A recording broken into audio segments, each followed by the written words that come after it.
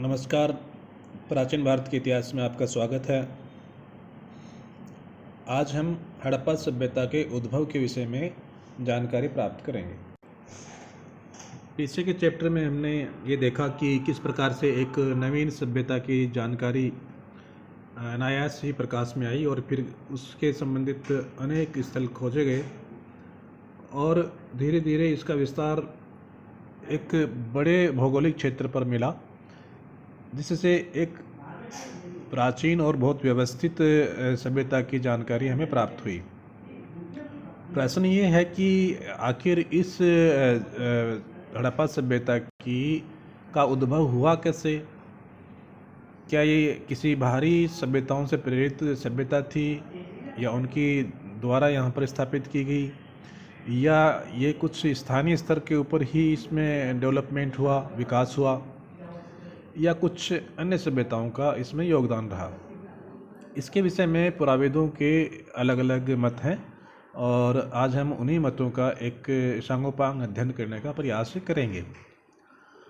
सबसे पहले लेते हैं कि हड़प्पा सभ्यता विदेशी सभ्यताओं के प्रभाव में थी, उससे द्वारा प्रभावित थी, और इस मत के मानने वाले लोग हैं sir John Marshall, Gordon Childe, Mortimer Wheeler. इन पुराविदों का मानना है कि ये जो हड़प्पा सभ्यता थी, इसकी उत्पत्ति मेसोपोटामिया की सुमेरियन सभ्यता से हुई और इसके पीछे कुछ महत्वपूर्ण तथ्य उन्होंने दिए हैं। उनका मानना है कि जो सुमेरियन सभ्यता थी वह सभ्यता भी प्राचीन थी और दोनों में कुछ समानताएं, विशेषताएं देखने को मिलती हैं। उनका मानना है कि दोनों नगरीय सभ्यताएं थी और दोनों के जो निवासी थे वो कांसे तथा तांबे के साथ साथ पाषाण उपकरणों का प्रयोग करते थे। इसके अलावा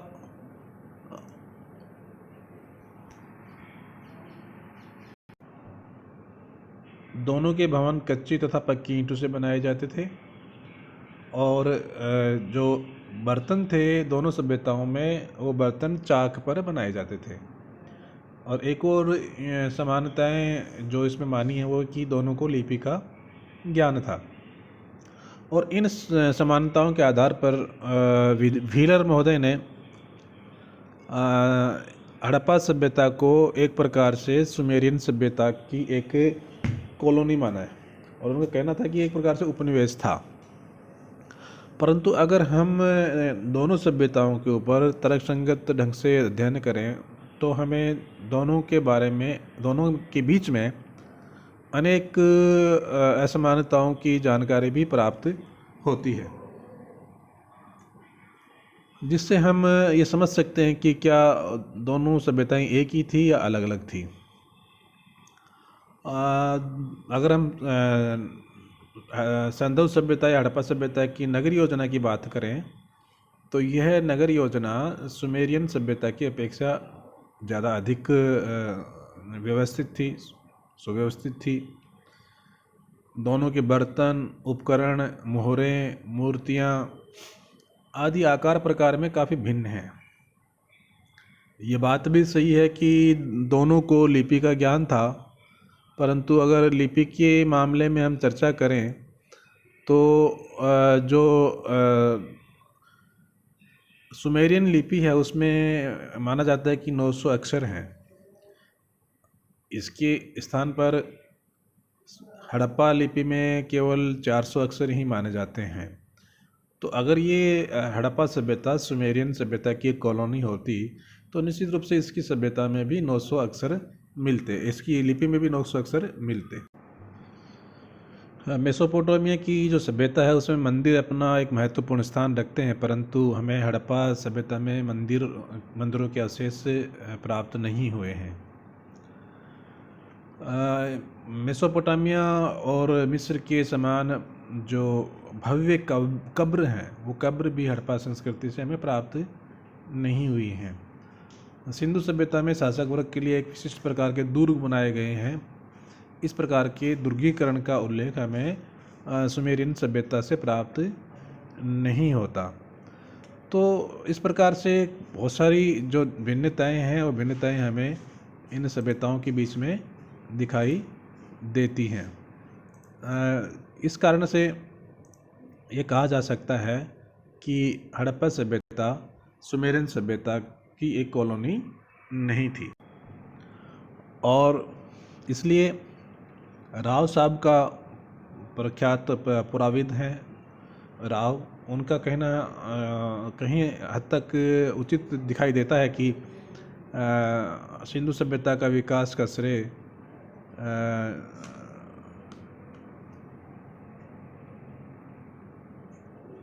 उसी संस्कृति को दिया जा सकता है जो कालक्रम की दृष्टि से हड़प्पा सभ्यता से प्राचीन हो, साथ साथ उसके साथ विद्वान भी रही हो, जिसमें परिवर्तन के क्रमिक चरण स्पष्ट हों तथा वे तत्व जो हड़प्पा सभ्यता को विशिष्टता प्रदान करते हैं वो तत्व भी उसमें रहे हों। इसलिए अब ये जो विचार कि हड़प्पा सभ्यता मेसोपोटामिया की सुमेरियन सभ्यता की एक सभ्यता थी, ये विचार आजकल को ज़्यादा अधिक स्वीकार नहीं किया जाता। दूसरा महत्वपूर्ण मत है कि जो हड़प्पा सभ्यता थी, ये सभ्यता वैदिक आर्यों से ही उद्भव वो इसका हुआ। और इस मामले में professor T N. Ramachandran, K N. Shastri, Pusalkar, S R. Rao आदि विद्वान इस पक्ष के हैं। उनका मानना है कि दोनों सभ्यताओं के रीति रिवाजों में, परंपराओं में, धार्मिक इनमें हालांकि कुछ अंतर दिखाई देता है, परंतु चूँकि यहाँ पर हड़प्पा वैदिक सभ्यता का हड़प्पा के तुरंत बाद उद्भव हुआ, तो कहीं ऐसा तो नहीं है कि वैदिक सभ्यता चूँकि कृषि प्रधान सभ्यता है और हड़प्पा सभ्यता नगरीय सभ्यता है और व्यापार प्रधान सभ्यता है, तो इससे पहले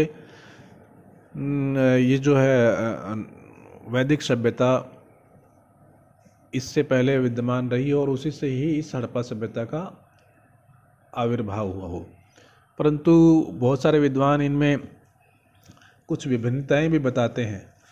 उनके अनुसार जो वैदिक सभ्यता थी वो सभ्यता एक प्रकार से ग्रामीण सभ्यता थी और कृषि प्रधान थी,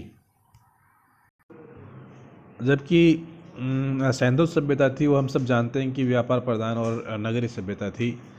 आर्यों के जो मकानों की उल्लेख अगर हम वैदिक ग्रंथों में देखें तो घास फूस तथा बांस की सहायता से बनते थे, जबकि हड़प्पा सभ्यता में हमें पता है कि कच्ची और पक्की दोनों प्रकार की ईंटों का प्रयोग वो लोग करते थे। और खुदाइयों से हमें भी पता चला है कि वो एक से अधिक मंजिल के मकान भी बनाना जानते थे। यदि हम वैदिक सभ्यता के धातु की बात करें तो 1000 ईस्वी पूर्व से पहले लोहे की जानकारी हमें नहीं मिलती और हड़प्पा सभ्यता के निर्माता जो थे वो लोहे की जानकारी नहीं रखते थे। दूसरी तरफ वैदिक आर्यों को लोहे का ज्ञान था। तो इस प्रकार अगर आर्यों से इनकी सभ्यता का उद्भव होता, इन विद्वानों का मानना है, तो क्या वो एक इस प्रकार की जो मजबूत धातु थी उस धातु के उपयोग को कैसे भूल सकते थे। तीसरा महत्वपूर्ण जो मत है वो मत ये है कि वैदिक आर्य जो थे वो अनेक देवी देवताओं को उपासक थे, जिनमें इंद्र, वरुण आदि देवता प्रमुख हैं और यज्ञ भी वो करते थे। साथ ही वो मूर्ति पूजा के इनके विरोधी थे, परंतु सैंधव सभ्यता के लोग में इस प्रकार के पूजा के प्रचलन नहीं थे। वो मुख्य रूप से मातृ देवी और शिव के पूजक थे तथा वो लिंग पूजा भी करते थे तथा मूर्ति पूजा के भी वो समर्थक थे। इसके साथ साथ अगर हम और इनकी विशेषताओं के ऊपर अध्ययन करें तो कुछ अन्य विशेष विभिन्नताएं भी हमें नज़र आती हैं। जैसा कि इन विद्वानों का कहना है, इनका ये भी कहना है कि आर्य जो लोग थे वो पशुओं में गाय और अश्व को बहुत महत्व देते थे और अश्व उनके जीवन में बहुत महत्वपूर्ण था और उनकी सहायता से उन्होंने अनेक युद्ध जीते थे। परंतु सैंधव सभ्यता में अश्व के अवशेष न के बराबर प्राप्त हुए हैं। कुछ एक दो नगण्य से अवशेष जरूर प्राप्त हुए हैं, परंतु उनके जीवन में, सैंधव लोगों के जीवन में अश्वों का उतना महत्व बिल्कुल भी नहीं था, अब तक की जो खुदाई से प्राप्त हुआ है उसके अनुसार, जितना आर्यों के जीवन में था। इसके अलावा सिंधु सभ्यता के लोग बाघ और हाथी से परिचित थे। उनकी अनेक मुद्राओं पर इन पशुओं का अंकन हुआ है। इसके विपरीत हमें वैदिक कार्यों के इस प्रकार के ज्ञान की जानकारी नहीं है। तो इस प्रकार इन विपरीत विशेषताओं के कारण बहुत सारे लोग ये भी मानते हैं कि ये जो सभ्यता थी वो वस्तुतः आर्यों से उद्भूत नहीं हुई है। कुछ लिपि को लेकर भी एक क्वेश्चन उठाते हैं कि आर्य जो थे वो उनको लिपि का ज्ञान नहीं था और उनकी जो शिक्षा प्रणाली थी वो मौखिक रूप से ही दी जाती थी, जबकि हड़प्पा से हमें एक व्यवस्थित लिपि की जानकारी प्राप्त हुई है। तो इन अवशेषों, इन प्रकार की विशेषताओं के आधार पर विद्वानों ने दोनों सभ्यताओं में अनेक विषमताएं बताने का प्रयास किया है। अब यहाँ पर इन जो विशेषताओं और असमानताओं के विश्लेषण में हमें एक बात ध्यान रखना चाहिए कि इतिहास निरंतर एक शोध का विषय है और इसमें जैसे जैसे नई जानकारियाँ प्राप्त होती हैं वैसे वैसे प्राचीन मान्यताएं ध्वस्त होती जाती हैं, वो मिटती जाती हैं। और अभी वर्तमान में एक नया वर्ग इस मत को मानने वाला है कि आर्य सभ्यता जो थी, वैदिक सभ्यता थी, वो हड़प्पा सभ्यता से अधिक प्राचीन थी। और इसलिए ये बहुत हद तक संभव लगता है कि आर्यों की सभ्यता से ही हड़प्पा सभ्यता का उद्भव हुआ होगा। यहाँ पर एक और बहुत महत्वपूर्ण बात है जो हमें समझनी चाहिए, वो ये कि एक कालक्रम, विकास का कालक्रम ये कहता है कि सबसे पहले कृषि का प्राधान्य होगा और कृषि के प्राधान्य के बाद जब कृषि अधिशेष इतना ज़्यादा होने लगेगा कि उपभोग से ज़्यादा बचे, तो उससे भी फिर व्यापार का उद्भव होता है। अर्थात पहली जो सभ्यता होगी, सभ्यता के विकास क्रम में, वो कृषि प्रधान सभ्यता होगी और दूसरी जो सभ्यता होगी वो सभ्यता आपकी व्यापार प्रधान और नगरीय सभ्यता होगी। पहली ग्रामीण सभ्यता, कृषि प्रधान सभ्यता, और दूसरी व्यापार प्रधान और नगरीय सभ्यता। ये एक विकास का क्रम है। जबकि हमें भारत के इतिहास में ये क्रम थोड़ा सा विपरीत दिखाई देता है। हड़प्पा सभ्यता आर्य सभ्यता या वैदिक सभ्यता से प्राचीन मानी जाती है, जबकि इनकी विशेषताओं में जो विकास का क्रम है वो दिखाई नहीं देता। आर्य सभ्यता कृषि प्रधान और ग्रामीण सभ्यता मानी जाती है, जो हड़प्पा के बाद में मानते हैं, जबकि हड़प्पा सभ्यता एक नगरीय सभ्यता में दिखाई देती है। तो ये थोड़ा सा डिफरेंसेस दिखाई देते हैं जो आज के नवीन जो उत्खनन हो रहे हैं, उन उत्खननों से आज के कुछ विद्वान ये मानते हैं कि आर्य सभ्यता अधिक प्राचीन थी। और इसलिए इस बात के ऊपर गंभीरता से अध्ययन किया जाना चाहिए कि भारत की वैदिक सभ्यता से ही कहीं आगे जाकर हड़प्पा सभ्यता का उद्भव तो नहीं हुआ। यहाँ ये भी जानना बहुत ही इंटरेस्टिंग होगा कि हड़प्पा सभ्यता से भी बहुत सारी कुछ ऐसी हमें जानकारियाँ मिली हैं जो कहीं न कहीं इसका इसका वैदिक सभ्यता के साथ समावेश या संपर्क स्थापित करती हैं। लोथल, कालीबंगा आदि कुछ सैंधव स्थलों से हमें वेदियाँ प्राप्त हुई हैं जो यज्ञ करने के काम आती थी।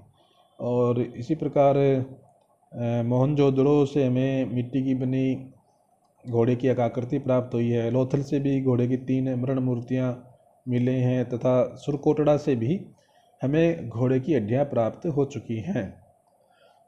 ऋग्वेद में भी हमें एक पुर नामक शब्द कई बार प्रयोग में आता हुआ दिखाई देता है, जिसका तात्पर्य दुर्गीकृत नगर से है।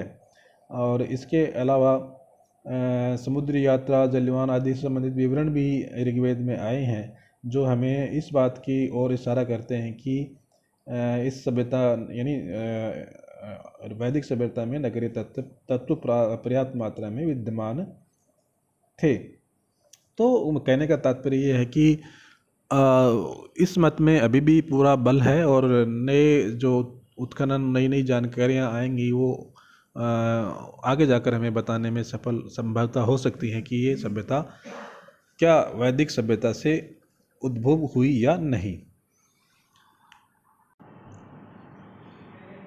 कुछ विद्वान मानते हैं कि हड़प्पा सभ्यता द्रविड़ सभ्यता से उद्भूत हुई। इनमें सुनीत कुमार चटर्जी ने भाषा विज्ञान के आधार पर ये सिद्ध करने का प्रयास किया है। उसने जो ऋग्वेद में दास दस्युओं का उल्लेख हुआ है उससे ये उसका समीकरण करने का प्रयास किया है, परंतु ये निष्कर्ष कोई ज़्यादा पुष्ट नहीं है, अभी इसमें संदिग्धता है। स्टुअर्ट, पिगट, ऑल्चिन, फेयर सर्विस, जेबडेल्स आदि कुछ पुराविद हैं जो ये मानते हैं कि हड़प्पा सभ्यता का विकास यहाँ की जो पूर्व विकसित होने वाले ताम्र पाषाणिक सभ्यताओं से ही हुआ है और इन्होंने कुछ महत्वपूर्ण विशेषताओं के आधार पर ये निष्कर्ष अपना निकाला है। इन ग्रामीण संस्कृतियों के लोग कृषि क्रम तथा पशुपालन करते थे, विविध अलंकरणों वाले मिट्टी के बर्तन तैयार करते थे, खुदाई से पशु तथा नारी मूर्तियाँ भी मिली हैं और ये भी माना जाता है कि बलूचिस्तान के लोग मातृ देवी की पूजा भी करते थे, लिंगोपासना भी करते थे और इनकी संस्कृतियों पर कुछ चित्रकारियाँ भी प्राप्त हुई हैं, जिससे ये निष्कर्ष निकालने की कोशिश करते हैं कि जो ये सभ्यता थी ये जो हड़प्पा से पूर्व में जो प्रचलित सभ्यताएं थी जिन्हें ताम्र पाषाणिक सभ्यताएं कहते हैं, जिसमें मुंडीकाक, मोराशी, गुंडई, जोग, कोटा, कुल्ली, आमरी, कोटदीजी, काली हड़प्पा तथा कालीबंगा से प्राप्त हुई हैं, उनसे प्राप्त हुई है। इस संदर्भ में एक महत्वपूर्ण जो मत है वो अमलानंद घोष और जगपति जोशी जी का भी है। वो ये मानते हैं कि राजस्थान के कुछ स्थलों से तथा अन्य स्थलों से प्राक हड़प्पा कालीन कुछ समृद्ध भांड मिले हैं, जिनके आधार पर ये निष्कर्ष निकालने की कोशिश करते हैं कि ये हड़प्पा संस्कृति के विकास के पूर्ववर्ती संस्कृति के हैं। कालीबंगा राजस्थानी कालीबंगा क्षेत्र जो बीकानेर में पड़ती है, सोती नामक स्थान पर हड़प्पा पूर्व के मृद भांड मिले हैं। इस संस्कृति को सोती संस्कृति या कुछ लोग कालीबंगा प्रथम संस्कृति के नाम से भी जानते हैं। इन मृद भांडों के आधार पर मुख्य रूप से अमलानंद घोष ने सोथी संस्कृति को हड़प्पा संस्कृति विकास का महत्वपूर्ण भाग माना है, जिनमें बहुत सारे समानताएं दोनों में मिलती हैं, जैसे मत्स्य शल्क, पीपल की पत्तियों का चित्रण, रस्सी के निशान का अलंकरण, साधारण तस्तरियाँ, उथले हुए नांद और बत्तों के जो छल्लेदार आधार। तो इस आधार पर जो बहुत सारे पुरावेद हैं ये मानते हैं कि जो हड़प्पा स्थल से पहले प्राचीन सभ्यताएं प्रचलन में रही हैं, उन्हीं सभ्यताओं से हड़प्पा सभ्यता का उद्भव हुआ। तो इस प्रकार से हमने अभी तक प्रचलित सभी मतों का अध्ययन किया है और ये जानने की कोशिश की है कि विद्वान अपने अपने मत में क्या तर्क देते हैं, परंतु अब ये जानना बहुत इम्पोर्टेंट है कि अभी भी इस संबंध में खुदाइयाँ चल रही हैं, नई नई जानकारियाँ प्रकाश में आ रही हैं और जब तक और ज्ञान का प्रकाश नहीं हो जाता तब तक स्पष्ट रूप से हम नहीं कह सकते कि हड़प्पा सभ्यता का उद्भव कैसे हुआ। अभी तक वर्तमान परिस्थितियों के आधार पर हम कह सकते हैं कि भारत की जो सभ्यताओं से ही आगे बढ़कर धीरे धीरे विकास क्रम में हड़प्पा सभ्यता का विकास हुआ। धन्यवाद।